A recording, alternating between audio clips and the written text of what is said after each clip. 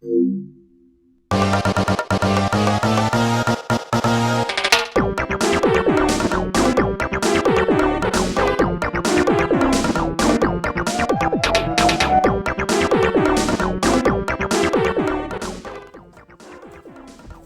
and welcome back to the Retrobite Show.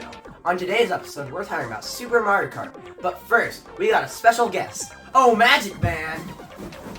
Yo, yo, yo, yo, yo! What it is, my cool dudes? Shh, be quiet. There's a wild Mario Kart.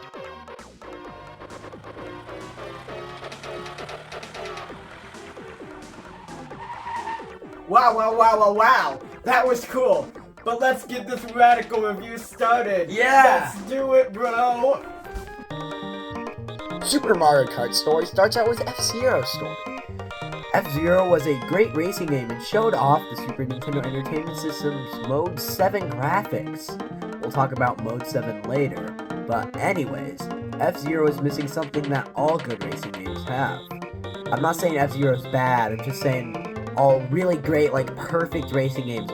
Racing games should have a multiplayer mode. F-Zero doesn't have a multiplayer mode. But it's impressive 3D landscapes, made up for it. But only could be played in one player. So Nintendo went off trying to make a multiplayer racing game using Mode 7 graphics, which is a challenge. You know why? Because, Mode 7, yeah, we're talking about Mode 7 now, is kind of hard to do in multiplayer fast racing games.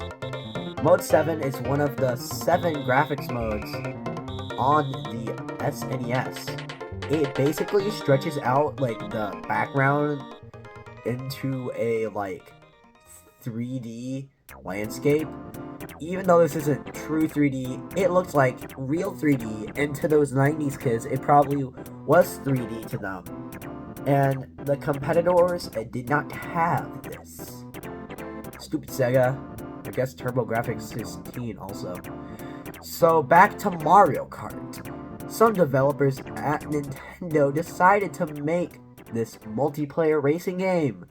At first, it had stand-in characters with overalls. Then they said, screw it, make it Mario. Super Mario Kart is a slow-paced racing game with many fun tracks and characters to play as. Being completely honest though, this game blows. It's a bad owl. Not a lot of track varieties. And the darn map takes up all the f***ing screen, man! There's 3 different cups you can choose from. Mushroom Cup, Flower Cup, and Star Cup. The Mushroom Cup consists of mostly grass and plain type levels. And a ghost level and a Bowser's Castle level. I like this cup.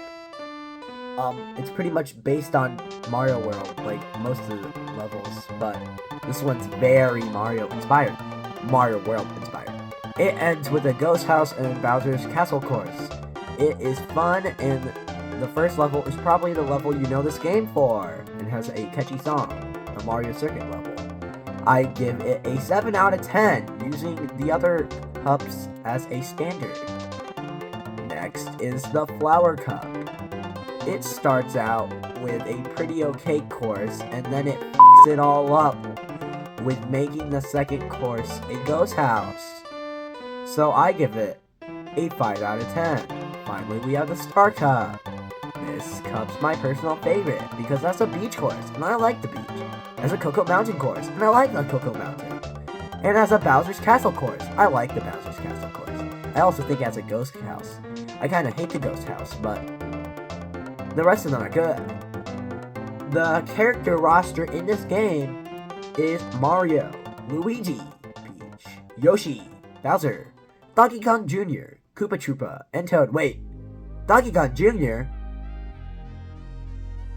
That's a weird inclusion, but for some reason, they chose him over his father, Donkey Kong. Well, there wasn't a lot of Mario characters back then, but there is a rational explanation for this. It was easier to animate the 3D like model like of all the different angles because of his shirt, which makes sense. They get the pass. Well, other than that, it's pretty cool lineup. Even though I like my boy DK Jr., he's pretty cool. Super Mario Kart was very obviously made with multiplayer in mind, and it shows.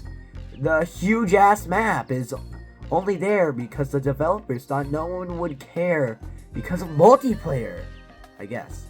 In multiplayer, it can be fun. And before I got my Switch in 2020, I used to play this game a lot on my SNES Mini with my friends. Oh, those were the days.